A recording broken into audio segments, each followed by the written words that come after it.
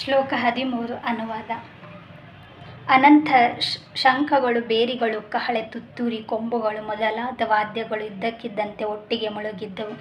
ಈ ಶಬ್ದ ಭೀಷಣವಾಗಿತ್ತು. ಅಂದರೆ ಯುದ್ಧ ಭೂಮಿಯಲ್ಲಿ ಒಂದು ಯುದ್ಧಕ್ಕೆ ಒಂದು ಕಳೆ ಬಂತು ಯಾವಾಗ ಅಂದರೆ ಈ ವಾದ್ಯಗಳನ್ನು ಓದಿದಾಗ. ನಿಮ್ಗೆ ಗೊತ್ತಿರುತ್ತೆ, ಭೀಷ್ಮ ಆಲ್ರೆಡಿ ಸ್ಟಾರ್ಟ್ ಮಾಡಿರ್ತಾರೆ.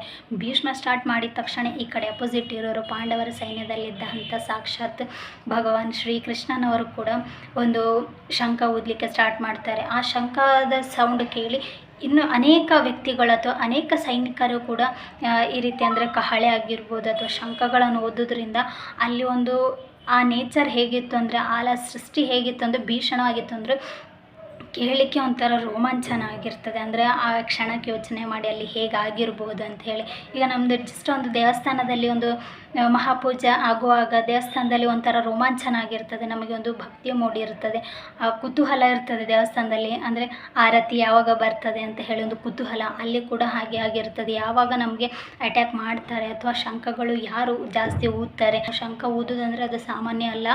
ಹಾಗಾಗಿ ಶಂಖಗಳನ್ನು ಒಂದೇ ಉಸಿರಿನಲ್ಲಿ ಅದನ್ನು ಎಳಿಬೇಕು ಅಂದರೆ ಅಷ್ಟೇ ಕಷ್ಟ ಇರ್ತದೆ. ಹಾಗಾಗಿ ಶಂಖಗಳ ಮೇಲೆ ವಾದ್ಯಗಳು, ಕೊಳಲುಗಳು ಹೀಗೆ ಅನೇಕ ವಾದ್ಯಗಳನ್ನು ಊದಿಸ್ತಾ ಅಲ್ಲಿದ್ದ ಯುದ್ಧ ಭೂಮಿ ಒಂಥರ ರೋಮಾಂಚನ ಅಂತ ಭೀಷಣವಾಗಿತ್ತು. ಅಂದರೆ ಒಂದು ಅದ್ಭುತವಾಗಿರುತ್ತದೆ. ಶ್ಲೋಕ 13 ಕೂಡ ನೀವು ನೋಡಿದ್ದೀರಾ. 14ರಲ್ಲಿ ಏನಾಗ್ತದೆ ಅಂತ ಹೇಳಿ ಬನ್ನಿ ನೋಡೋಣ. ಎದುರು ಪಕ್ಷದಲ್ಲಿ ಬಿಳಿಯ ಕುದುರೆಗಳನ್ನು ಕಟ್ಟಿದ್ದ ಮಹಾರಥದಲ್ಲಿ ಉಪಸ್ಥಿತರಾಗಿದ್ದ ಶ್ರೀಕೃಷ್ಣನು ಅರ್ಜುನನು ತಮ್ಮ ಅಲೌಕಿಕವಾದ ಶಂಖಗಳನ್ನು ಊದಿದರು.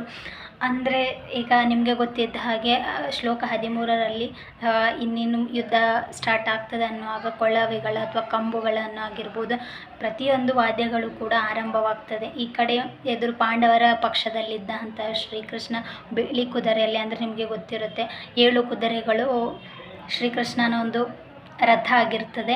ಆ ರಥದಲ್ಲಿ ಕೂತ್ಕೊಂಡಿರತಂತಹ ಶ್ರೀಕೃಷ್ಣ ಅವರು ಅಥವಾ ಅರ್ಜುನ 2 ಜನ ಕೂತಿರ್ತಾರೆ. ಆ 2 ಜನ ಕೂಡ ಅಲೌಕಿಕ ಶಂಖ ಊದ್ತಾರೆ. ಅಂದರೆ ಅಲೌಕಿಕ ಅಂದರೆ ಎದುರಲ್ಲಿರುವ ಆ ಶಂಖದ ಸೌಂಡ್ ಕೇಳಿದ ತಕ್ಷಣ ಅಥವಾ ಅದರಿಂದ ಬರೋ ಶಬ್ದಗಳ ಕೇಳಿದ ತಕ್ಷಣ ಎದುರಲ್ಲಿರುವ ಪಕ್ಷದವರಿಗೆ ಒಂದು ಸೂಚನೆ ಕೊಡುವಂಥದ್ದು, ನಿಮಗೆ ಸೋಲೆ ಖಚಿತ ಅಂತ ಹೇಳಿ. ಆ ಶಬ್ದ ಕೇಳಿ ಆ ಶಬ್ದವನ್ನು ಶ್ರೀಕೃಷ್ಣನವರು ಹೊರಡಿಸ್ತಾರೆ. ಹಾಗಾಗಿ ಯುದ್ಧ ಪ್ರಾರಂಭವಾಗ್ತದೆ. ದುರ್ಯೋಧನನಿಗೊಂದು ಭಯ ಮೂಡಲಿಕ್ಕೆ ಸ್ಟಾರ್ಟ್ ಆಗ್ತದೆ. ಅಂದರೆ ಭಗವಾನ್ ಕೃಷ್ಣನವರೇ ಅವರು ಇದರಲ್ಲಿ ಇರೋದ್ರಿಂದ ಮತ್ತು ಅಲೌಕಿಕ ಶಬ್ದ ಬರೋದ್ರಿಂದ ಅವನಿಗೆ ಒಂದು ಯುದ್ಧ ಇನ್ನೇನು ನಾವು ಸೋಲ್ತೇವೆ ಅನ್ನೋ ಭಯ ಅವನಿಗೆ ದುರ್ಯೋಧನನಿಗೆ ಪ್ರಾರಂಭವಾಗ್ತದೆ. ಜಯಸ್ತು ಪಾಂಡು ಪುತ್ರಾಣಂ ಯಶಾಂ ಪಕ್ಷಿ ಜನಾರ್ದನಂ.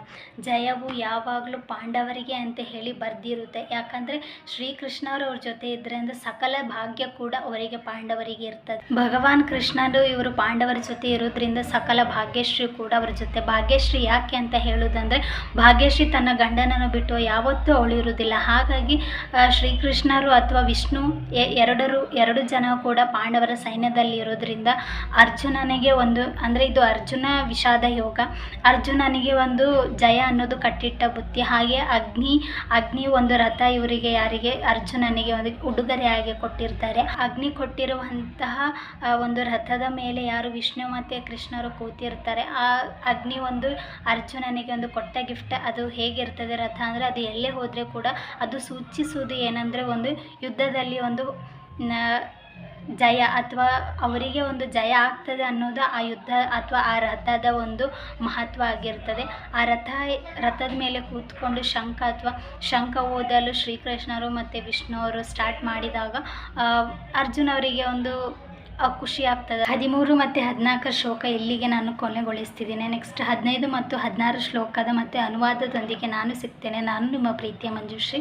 ಸನಾತನ ಸಾರಥಿ ಯೂಟ್ಯೂಬ್ ಚಾನಲ್ಗೆ ಸಬ್ಸ್ಕ್ರೈಬ್ ಮಾಡಿ. ಯಾರೆಲ್ಲ ಫಸ್ಟಾಗಿ ವಿಡಿಯೋಗಳನ್ನು ನೋಡ್ತಿದ್ದೀರಾ ಸಬ್ಸ್ಕ್ರೈಬ್ ಮಾಡ್ಕೊಳ್ಳಿ. ನೆಕ್ಸ್ಟ್ ಶ್ಲೋಕದೊಂದಿಗೆ ಸಿಗ್ತೇನೆ. ಜೈ ಶ್ರೀರಾಮ್.